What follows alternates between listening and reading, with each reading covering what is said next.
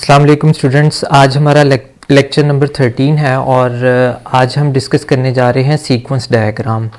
Last lecture में हमने contracts को देखा था कि किस तरीके से हम कॉन्ट्रैक्ट्स को जो है वो डिफ़ाइन करते हैं, उसकी टेबुलर फॉर्म देखी थी। और आज हम डिस्कस करेंगे sequence diagram. It is not a system sequence diagram. System sequence diagram से ये डिफरेंट है, आल्दो कि इसके जो नेमिंग कन्वेंशन है वो तकरीबन जो है वो मिलता जुलता है, लेकिन इसमें काफ़ी डिफरेंस है, वो आगे जाके देखते हैं। तो लास्ट लेक्चर को हम रिवाइज कर लेते हैं। लास्ट लेक्चर में हमने कॉन्ट्रैक्ट्स को जो है वो डिस्कस किया था। ये आपके सामने जो पिक्चर नज़र आ रही है ये बेसिकली आपके कॉन्ट्रैक्ट्स को डिपिक्ट करती है। सबसे पहले हम यूज़ केसेस जो हैं वो डिफ़ाइन करते हैं, उसको इन टर्म्स ऑफ राइटिंग लिखते हैं।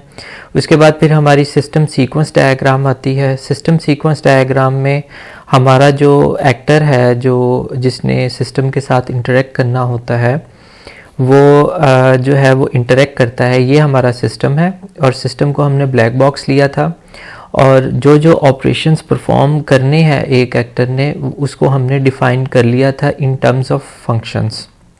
जैसे मेक न्यू सेल है, इसका हमने एक फंक्शन बना दिया।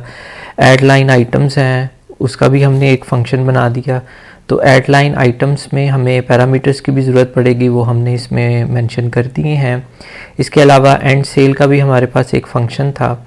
तो ये जो फंक्शंस होते हैं उसको फिर हम कुछ इस तरीके से हम लिखते हैं। ये नेमिंग कन्वेंशन है।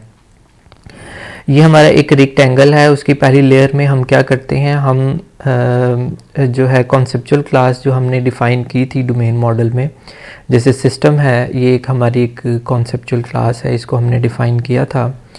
तो इस क्लास को हम जो है वो पहली लेयर में लिखते हैं और दूसरी लेयर में हम वो तमाम ऑपरेशंस जो हमने सिस्टम सीक्वेंस डायग्राम में आइडेंटिफाई किए थे वो हम यहाँ पर मेंशन करते हैं।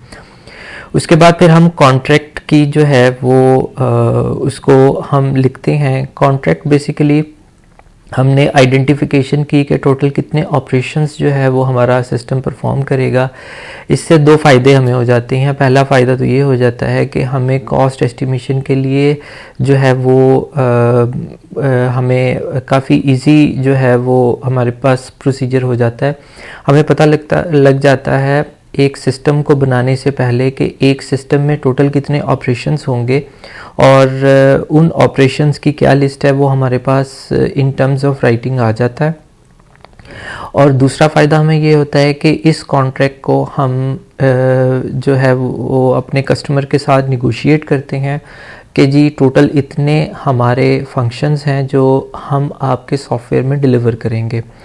तो जब उसको पता लग जाता है कि टोटल हमारे इतने फंक्शंस हैं, तो साथ ही कस्टमर को ये भी पता लग जाता है कि जितने ज़्यादा वो ऑपरेशंस इसमें ऐड ऑन करेगा उतनी ज़्यादा उसको पेमेंट भी पे करनी पड़ेगी। तो इस कॉन्ट्रैक्ट को हमने लिखना सीखा था। इसकी फर्दर नेमिंग कन्वेंशन भी हमने सीखी थी कि पहले कॉन्ट्रैक्ट का नाम आएगा, उसका नंबर आएगा। तो लास्ट लेक्चर में हमने ये डिटेल से चीज़ें डिस्कस की थी। तो आज का हमारी डिस्कशन है इंटरेक्शन नोटेशंस। हमने अब इंटरेक्शन डायग्राम की नोटेशंस को देखना है। तो सबसे पहले हम देख लेते हैं कि जी हमारे पास ये एक डायग्राम बनी हुई है जिसमें डिफरेंट मैसेजेस जो हैं वो आपको नज़र आ रहे हैं। Interaction diagrams illustrate how the objects interact via the messages. अब हमारे पास जो भी अब हमने आगे इंटरेक्शन करनी है इन टर्म्स ऑफ ऑब्जेक्ट्स करनी है। पहले हमने क्लासेस के साथ जो है देखा था कि एक क्लास का दूसरी क्लास के साथ क्या रिलेशनशिप है। अब हम क्लास के इंस्टेंस की बात करेंगे। क्लास के इंस्टेंस जब हम कहते हैं तो इसका मतलब होता है कि क्लास का ऑब्जेक्ट की हम बात कर रहे हैं। तो इस डायग्राम में आप जो है वो मैसेजेस को भी देख रहे हैं, नेमिंग कन्वेंशन को भी देख रहे हैं। इससे पहले हम देख लें जी collaboration diagrams illustrate the object interaction in a graph or network format. तो कोलैबोरेशन डायग्राम बेसिकली ऑब्जेक्ट्स की इंटरेक्शन होती है। इंटरेक्शन का मतलब है वो एक दूसरे के साथ किस तरीके से कम्युनिकेट करते हैं। इसको उन्होंने नेमिंग कन्वेंशन दी हुई है कि जी इसको हम इंटरेक्शन डायग्राम्स कहते हैं। अब हमारे पास यहाँ से एक मैसेज आ रहा है, तो मैसेज अगर आप ये देखें तो ये एक फंक्शन ही है, तो ये मैसेज जो है वो इसको पास ऑन हो रहा है। अब यहाँ पर देखें क्लास ए इंस्टेंस, और उसको अंडरलाइन भी किया हुआ है। तो जहाँ पर इंस्टेंस की बात आएगी तो इंस्टेंस का मतलब है कि ऑब्जेक्ट का नाम है ये। तो जहाँ पर इंस्टेंस होगा वहाँ पर आपने परसीव करना है कि this is the name of object, क्योंकि कुछ बुक्स में इसको ऑब्जेक्ट का नाम दिया हुआ है, कुछ बुक्स में इसको इंस्टेंस का नाम दिया हुआ है, both are the same thing. तो जब हम नेमिंग कन्वेंशन देंगे तो क्लास ए कुछ इस तरीके से लिखेंगे और कॉलन डालेंगे, फिर क्लास ए का इंस्टेंस जो भी आपने नाम रखना होगा उसको हम अंडरलाइन कर लेंगे। तो इसका मतलब ये होगा कि ये जो ऑब्जेक्ट है या इंस्टेंस है वो इस क्लास का है।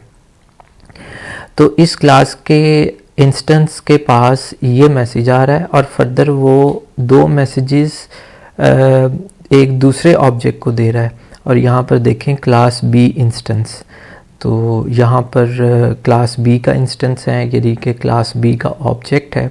तो क्लास ए का ऑब्जेक्ट क्लास बी के ऑब्जेक्ट को दो मैसेज पास कर रहा है, एक है मैसेज नंबर 2 कर रहा है और मैसेज नंबर 3 कर रहा है। ये भी इन टर्म्स ऑफ फंक्शंस ही है हमारे पास।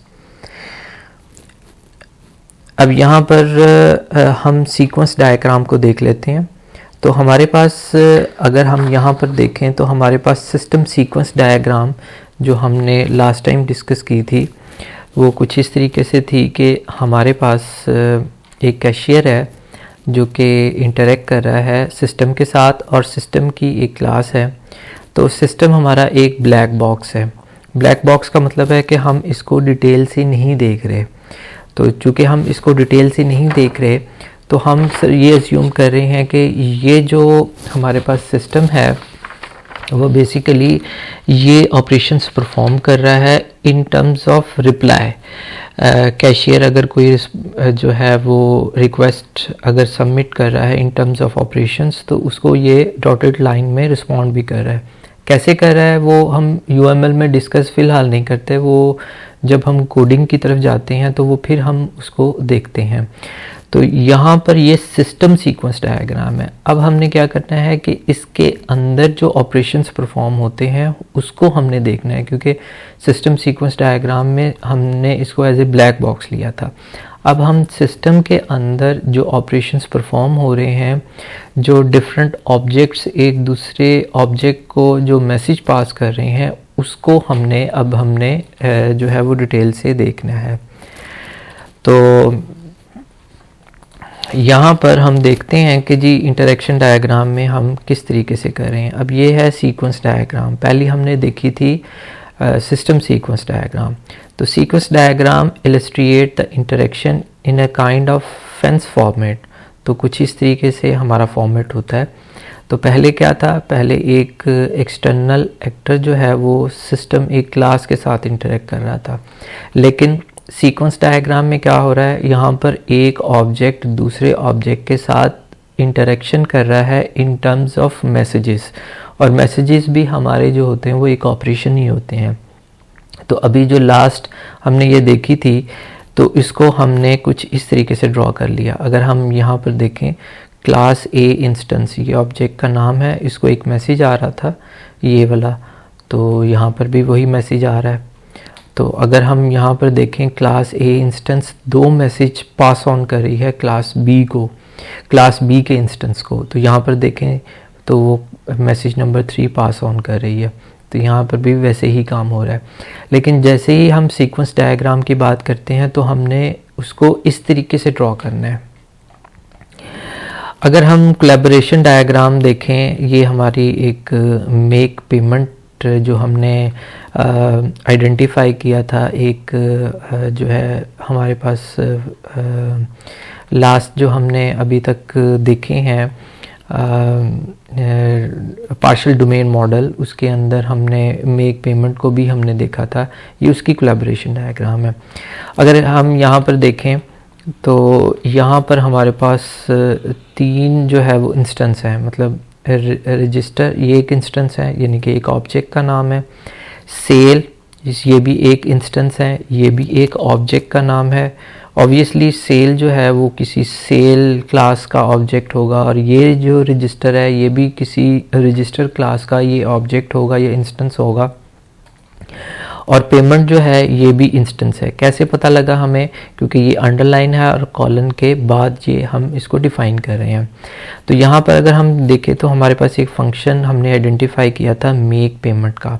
तो मेक पेमेंट हमारा एक फंक्शन है, इसको हम, क्योंकि जब एक ऑब्जेक्ट दूसरे ऑब्जेक्ट को या एक इंस्टेंस किसी दूसरे इंस्टेंस को मैसेज पास करता है तो वो इन टर्म्स ऑफ पैरामीटर्स जो है वो करता है। इसमें अगर हम यहाँ पर देखें कैश स्टैंडर्ड, ये एक पैरामीटर हमने दिया है, और मेक पेमेंट हमारी एक फंक्शन है जो कि रजिस्टर के इंस्टेंस को मिल रहा है, और रजिस्टर का इंस्टेंस जो है वो फर्दर जो है इसको एक मैसेज पास ऑन कर रहा है सेल ऑब्जेक्ट को। और ये जो हमारे पास एरो है वो इंडिकेट कर रहे हैं कि मैसेज कहाँ से कहाँ पर पास ऑन हो रहा है। और अगर यहाँ पर देखें तो सेल का एक ऑब्जेक्ट है जो कि एक और मैसेज क्रिएट कर रहा है, आगे पास ऑन कर रहा है क्रिएट के मैसेज को, जो कि कैश स्टैंडर्ड है। तो ये इस तरीके से हम कोलैबोरेशन डायग्राम बनाते हैं। How to read the make payment collaboration diagram, इसको हम कैसे पढ़ेंगे? तो अभी मैंने पहले भी डिफाइन कर दिया है, अब इसको और डिटेल से हम देख लेते हैं। The message make payment is send to an instance of register. तो ये जो हमारे पास एक मैसेज है ये किसको सेंड किया गया है? ये एक इंस्टेंस रजिस्टर को सेंड किया गया है। The sender is not identified. तो यहाँ पर हम देखें कि किस ऑब्जेक्ट ने ये मैसेज पास ऑन किया है, तो वो तो अभी इसमें मेंशन नहीं हुआ। लेकिन जब ये इंस्टेंस इस इंस्टेंस को, मतलब रजिस्टर इंस्टेंस है, और रजिस्टर इंस्टेंस अगर सेल इंस्टेंस को अगर कोई मैसेज पास ऑन करता है तो हमें सोर्स और डेस्टिनेशन दोनों का पता होता है। The register instance sends the make payment message to a sale instance. तो ये वही वाली बात हो गई। The sale instance creates an instance of a payment. तो अगर हम यहाँ पर देखें तो सेल का जो इंस्टेंस है, ये ऑब्जेक्ट है, वो एक मैसेज पास ऑन कर रहा है क्रिएट का। तो क्रिएट के मैसेज के थ्रू वो पेमेंट को एक मैसेज जो है वो सेंड कर रहा है। अब हम सीक्वेंस डायग्राम को जो है वो कुछ इस तरीके से भी देख सकते हैं, क्योंकि हमारे पास ये जो कोलैबोरेशन डायग्राम हमारे पास थी, ये एक दूसरे के साथ कोलैबोरेट कर रहे थे, एक दूसरे के साथ मैसेज पास ऑन कर रहे थे। इसको सीक्वेंस डायग्राम में हम कैसे लिख सकते हैं? तो सबसे पहले हम क्या करेंगे, हम एक रजिस्टर की क्लास का जो इंस्टेंस है वो लिखेंगे, फिर ये एक सेल इंस्टेंस है, ये एक पेमेंट इंस्टेंस है। तो जब हम सीक्वेंस डायग्राम ड्रॉ करेंगे तो कुछ इस तरीके से वर्टिकल शेप में हम इसको जो है वो मेंशन करेंगे। अगर हम यहाँ पर देखें कि रजिस्टर की क्लास को एक हमारे पास मैसेज आ रहा है, तो यहाँ से मैसेज आ रहा है, इसका सोर्स अननोन है, अभी हमें पता नहीं है। हम चूँकि इस पार्शियल डायग्राम को हम डिस्कस कर रहे हैं, तो ये जो रजिस्टर है, ये जो हमारा इंस्टेंस है, ये सेल इंस्टेंस को जो है वो एक मैसेज पास ऑन कर रहा है, जो अभी हमने लास्ट टाइम डिस्कस किया है। तो उसकी सीक्वेंस डायग्राम कुछ इस तरीके से हम ड्रॉ करेंगे। अब हम देख लेते हैं कि जी हम इंस्टेंस को किस तरीके से मेंशन करते हैं, हम क्लास को किस तरीके से मेंशन करते हैं, और अगर हमने कोई इंस्टेंस क्रिएट करना है तो उसकी नेमिंग कन्वेंशन क्या होगी। To show an instance of a class the regular class box graphic symbol is used but the name is underlined. Additionally, a class name should be preceded by a colon. तो अगर हम यहाँ पर देखें तो हमारी ये जो क्लास है ये शो कर रही है कि ये एक क्लास है। अब ये कॉलन के बाद अंडरलाइन ये किया है तो ये एक इंस्टेंस का नाम है। और अगर हमने अगर इस इंस्टेंस को नाम देना है, लेट्स सपोज S1 नाम देना है, तो बेसिकली इस इंस्टेंस का नाम हमने S1 रख दिया है। और जो इंस्टेंस होते हैं, जो हमारे ऑब्जेक्ट्स होते हैं, उनके जो नेम्स होने चाहिए दैट शुड बी मीनिंगफुल, ताकि इसको देखते ही समझ आ जाए। जैसे हमारे पास ये एक सेल क्लास का ऑब्जेक्ट है, मतलब इससे ही हमें पता लग जाता है कि ये सेल क्लास का है। लेकिन S1 से हमें बहुत ज़्यादा क्लैरिटी नहीं होती कि ये किस क्लास का ऑब्जेक्ट है। An instance name can be used to uniquely identify the instance। तो हमने नेमिंग कन्वेंशन कुछ इस तरीके से इस्तेमाल करनी है कि वो आपस में मिक्सअप ना हो जाएं और उसकी आइडेंटिफिकेशन करना हमारे लिए आसान हो। अगर हमने UML डायग्राम में सेल्फ जो है वो मैसेज को अगर हमने मेंशन करना है इन टर्म्स ऑफ डायग्राम, तो वो कैसे करेंगे? A message can be sent from an object to itself. अगर एक ऑब्जेक्ट कोई भी मैसेज अपने आप को सेंड करता है तो किस तरीके से किया जाएगा? जैसे ये हमारा एक इंस्टेंस है, उसके पास एक मैसेज 1 आया, इसका अभी सोर्स आइडेंटिफाई नहीं किया हुआ, यहाँ पर मेंशन नहीं है।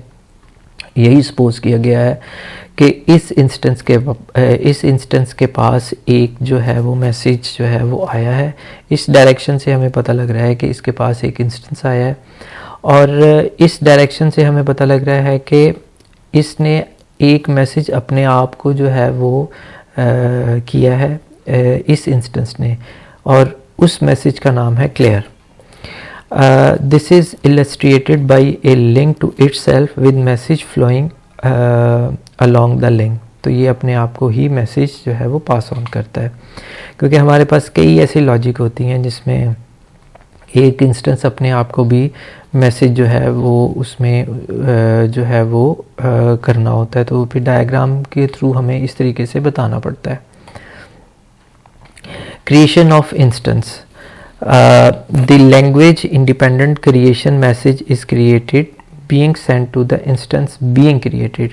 तो हमारे पास एक रजिस्टर का इंस्टेंस है, उसके पास एक मैसेज आया, सोर्स उसका आइडेंटिफाइड नहीं है, तो फिर क्या होगा कि हम क्या करेंगे कि इस इंस्टेंस से हम इस इंस्टेंस को हम एक जो है वो एक मैसेज पास करेंगे। जैसे अगर हमने कोई क्रिएट करना है, कैशियर का कोई इंस्टेंस क्रिएट करना है, तो हम क्या करेंगे, क्रिएट के नाम से एक फंक्शन जो है वो क्रिएट करेंगे, और इसके पैरामीटर में लेट्स सपोज अगर कैशियर का पैरामीटर अगर हमने देना है तो वो इसमें हम दे देंगे।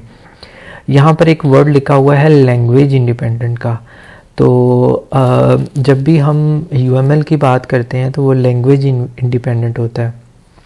ये ऐसी डायग्राम्स हैं, इस डायग्राम की मदद से आप जब इसकी इम्प्लीमेंटेशन करेंगे तो आप इसकी इम्प्लीमेंटेशन C++ में भी कर सकते हैं, जावा में भी कर सकते हैं, C# में भी कर सकते हैं। It will depend on you.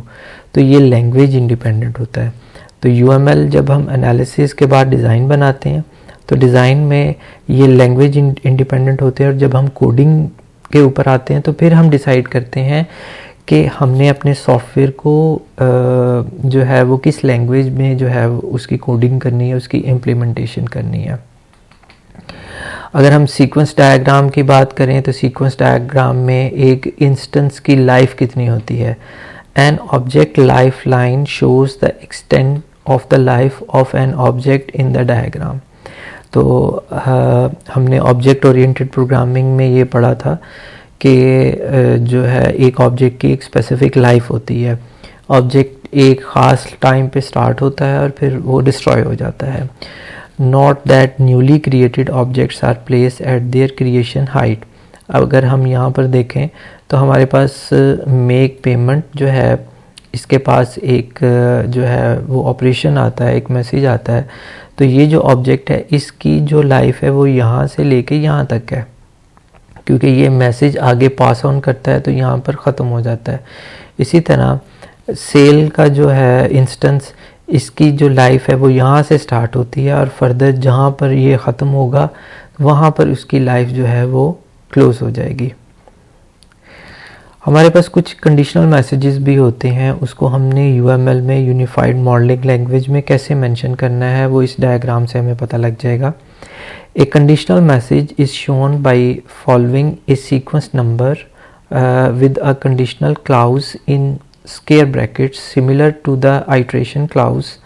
The message is sent only if the clause evaluates the true. तो यहाँ पर एक हमने कंडीशन जो है वो यहाँ पर हमने मेंशन कर दी है कि जैसे हमारे पास रजिस्टर का एक इंस्टेंस है, उसके पास मैसेज आया, आगे उसने एक मैसेज पास ऑन किया, तो 1 के साथ हमने ये मेंशन किया कि ये एक न्यू सेल है, तो ये हमने एक कंडीशन लगा दी है। अगर ये न्यू सेल होगी तो ये क्रिएट होगा, ये मैसेज आगे सेंड होगा। अगर ये न्यू सेल नहीं है तो ये आगे मैसेज पास ऑन नहीं होगा। तो यहाँ पर हमने एक condition with the help of a number हमने इसमें मेंशन कर दी है। तो ये हमारे कंडीशनल मैसेज कुछ इस तरीके से यूएमएल में जो है वो हम मेंशन करते हैं। कंडीशनल मैसेज को अगर हम सीक्वेंस डायग्राम में देखें तो हमारे पास एक मैसेज आया, तो इसको अगर हमने करना है कि अगर कलर रेड होगा तो कैलकुलेशन करनी है। तो इसका मतलब है कि अगर इस मैसेज के अंदर अगर कलर रेड होगा तो कैलकुलेट किया जाएगा, जो भी आगे फर्दर कैलकुलेशन होनी है। और अगर इस मैसेज में कलर जो है वो अगर ब्राउन है तो वो फिर कैलकुलेशन नहीं करेगा। तो ये एक कंडीशन इम्पोज की गई है। अब हम आते हैं म्यूचुअली एक्सक्लूसिव कंडीशनल पाथ। तो म्यूचुअली एक्सक्लूसिव कंडीशनल पाथ को हम आगे इस डायग्राम में ये ज़्यादा जो है हमारे लिए क्लियर होती है, जबकि इस डायग्राम ये ज़रा काफ़ी जो है वो क्राउडेड है, यहाँ पर चीज़ों को समझना ज़रा मुश्किल है। इसको हम यहाँ पर देख लेते हैं कि म्यूचुअली एक्सक्लूसिव कंडीशनल मैसेज क्या होता है। तो हमारे पास एक जो है हमारे पास एक क्लास ए का इंस्टेंस है। तो कैसे पता लगा? इस तरीके से पता लगा कि हमारे पास एक कॉलन के बाद जो है अंडरलाइन है, तो इसका मतलब है ये एक ऑब्जेक्ट है और ये क्लास बी का ऑब्जेक्ट है, ये क्लास सी का ऑब्जेक्ट है। तो ये जो ऑब्जेक्ट्स हैं ये बेसिकली एक दूसरे को मैसेजेस पास ऑन कर रहे हैं। लेट्स सपोज इस ऑब्जेक्ट के पास एक मैसेज पास ऑन होता है, इसका सोर्स अभी फ़िलहाल मेंशन नहीं हुआ लेकिन सोर्स ज़रूर होता है। ये सिर्फ अभी नेमिंग कन्वेंशन बता रहे हैं कि म्यूचुअली एक्सक्लूसिव कंडीशनल मैसेजेस को कैसे जो है वो पास ऑन करते हैं। तो यहाँ पर देखा गया है कि ये हमारी कंडीशन है। जैसे हमारे पास ये पहली कंडीशन थी, यहाँ पर ये हमारे पास हमने इसको ये कंडीशन की थी कि ये कंडीशन है, अगर ट्रू होगी तो हम आगे इसको पास ऑन करेंगे। ये हमारे पास कंडीशन है। इसी तरह हमारे पास म्यूचुअली एक्सक्लूसिव कंडीशनल मैसेज है। तो हमारे पास पहली जो है कंडीशन है कि x स्मॉलर दैन 10 है, तो इसको कैलकुलेट किया जाए। कौन कैलकुलेट करेगा? इंस्टेंस बी करेगा। यानी कि इंस्टेंस बी का मतलब ये है कि वो बी क्लास का ऑब्जेक्ट है। तो अगर कंडीशन हमारी x ग्रेटर देन 15 है तो कौन कैलकुलेट करेगा? सी कैलकुलेट करेगा। तो इसका मतलब ये हुआ कि ये डिपेंड करेगा इस मैसेज के ऊपर। इस मैसेज में हमारे पास कौन सी वैल्यू आती है। लेट्स सपोज अगर यहाँ पर 5 वैल्यू आती है तो इसकी कैलकुलेशन बी में होगी, और अगर हमारे पास इसके पास वैल्यू आती है लेट्स सपोज 20, तो 20 का मतलब है कि ये कंडीशन फॉल्स हो जाएगी। ये हमारे पास कंडीशन जो है वो ट्रू हो जाएगी, क्योंकि जो 20 है वो 15 से अबव है, यानी कि 15 से ग्रेटर है। तो इसकी जो कैलकुलेशन होगी वो सी में जो है वो होगी। तो इस तरीके से हम म्यूचुअली एक्सक्लूसिव कंडीशनल मैसेज को हम शो करते हैं। इसके अलावा जब हमारे पास कुछ आइट्रेशन होती है या लूपिंग होती है, लूप में हमने कोई चीज़ मेंशन करनी होती है यूएमएल में, तो उसको किस तरीके से हम मेंशन करते हैं। Iteration is indicated by following the sequence number with a star. यानी कि अगर किसी चीज़ में रेपिटिशन हो रही है तो हम स्टार का बटन जो है वो इसमें शो करेंगे। जैसे यहाँ पर है कि जी हमारे पास ये इंस्टेंस है, ये इंस्टेंस जो है वो इस इंस्टेंस को एक मैसेज पास कर रहा है, और ये जो मैसेज है अगर हम देखें तो ये हमारे पास मैसेज है जी नेक्स्ट लाइन आइटम का एक मैसेज है। तो अगर हम ये देखें कि जब हम पॉइंट ऑफ सेल में जो है वो जब हम पॉइंट ऑफ सेल की बात करते हैं तो हमारे पास जब हम अपनी प्रोडक्ट को लेकर जाते हैं पॉइंट ऑफ सेल पे, मतलब पॉइंट ऑफ सेल एक ऐसा पॉइंट है जहाँ पर आपने चेकआउट करना होता है। तो आपके पास एक प्रोडक्ट भी हो सकती है, एक से ज़्यादा भी प्रोडक्ट्स हो सकती हैं। लेट्स सपोज आपके पास ज़्यादा प्रोडक्ट्स हैं और वो आप परचेज़ करने जा रहे हैं, तो पॉइंट ऑफ सेल वाला क्या करेगा, सबसे पहले एक आइटम को स्कैन करेगा, और अगर ज़्यादा है तो वो ज़्यादा आइटम्स को स्कैन करेगा। तो अगर वो ज़्यादा आइटम्स को स्कैन कर रहा है तो इसका मतलब है कि इसमें रेपिटिशन हो रही है, और अगर किसी जगह रेपिटिशन हो रही है तो इसका मतलब ये है कि हम इसको किस तरीके से जो है वो मेंशन करेंगे, उसको फिर हम स्टार के थ्रू जो है वो मेंशन करेंगे। This expresses that the message is being sent repeatedly in a loop to the receiver. तो ये हमारे पास सेल का इंस्टेंस है, इसको जो है वो रिपीटेडली हम ये चीज़ दे सकते हैं। It is also possible to include an iteration clause indicating the recurrence values. Recurrence का मतलब होता है कि बार बार कोई चीज़ होनी। तो एक ही चीज़ को हम दो तरीक़ों से लिख सकते हैं। फॉर एग्ज़ाम्पल अगर हम ये कहते हैं कि मैक्सिमम जो है वो 10 आइटम्स को जो है वो एक पर्टिकुलर जो काउंटर है या एक सेल में मैक्सिमम 10 जो है वो आइटम्स को स्कैन करके एंटर करेगा, तो फिर हम और कम से कम एक होनी चाहिए और मैक्सिमम 10 होनी चाहिए। तो हम उसको किस तरीके से मेंशन करेंगे, सबसे पहले हम उसकी नंबरिंग करेंगे कि ये कौन सा मैसेज नंबर है। फिर उसके बाद फिर हम ये देखेंगे कि जो है कम से कम 1 आइटम है और मैक्सिमम कितनी आइटम अगर आप उसमें कंस्ट्रेंट लगा देते हैं। ये तो नहीं हो सकता कि एक पर्सन आए तो वो 2000 आइटम्स को या 50,000 आइटम्स को एक ही इनवाइस में जो है वो परचेज़ करने की कोशिश करे। तो हमें फिर यहाँ पर कंस्ट्रेंट लगाना पड़ता है कि मिनिमम एक जो है वो सेल कर सकता है और मैक्सिमम लेट्स सपोज 10 भी कर सकता है, 20 भी, 50 भी, डिपेंड करता है। अगर आपको बहुत बड़ा स्टोर है, जैसे मेट्रो स्टोर है, यहाँ पर हाइपर स्टार है लाहौर में, तो ये बड़े बड़े स्टोर्स हैं यहाँ पर, तो वो पे 100 या 200 की मैक्सिमम जो है वो लिमिट रख देते हैं और मिनिमम लिमिट जो है वो 1 रख देते हैं। तो इस तरह की कंडीशन को हम जो है स्टार के साथ फिर हमें यहाँ पर मेंशन करनी पड़ती है। तो नेक्स्ट क्लास में हम जो है वो ग्रेसिव डिज़ाइनिंग ऑब्जेक्ट विद रिस्पॉन्सिबिलिटीज़ पढ़ेंगे।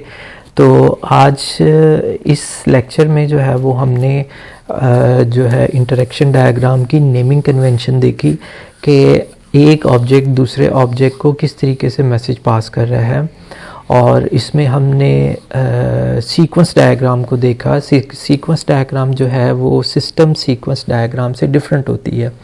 सिस्टम सीक्वेंस डायग्राम में हम जो है सिस्टम को एज ए ब्लैक बॉक्स लेते हैं, जबकि सीक्वेंस डायग्राम में हम 2 ऑब्जेक्ट्स जो हैं या 2 से ज़्यादा ऑब्जेक्ट्स के अंदर वो किस तरीके से मैसेज पास करेंगे, मैसेज की नेमिंग कन्वेंशन क्या होगी, क्लास को किस तरीके से मेंशन करेंगे, इंस्टेंस को किस तरीके से करेंगे, इसके अलावा म्यूचुअली एक्सक्लूसिव मैसेज कैसे होंगे, कंडीशनल मैसेज कैसे होंगे, सेल्फ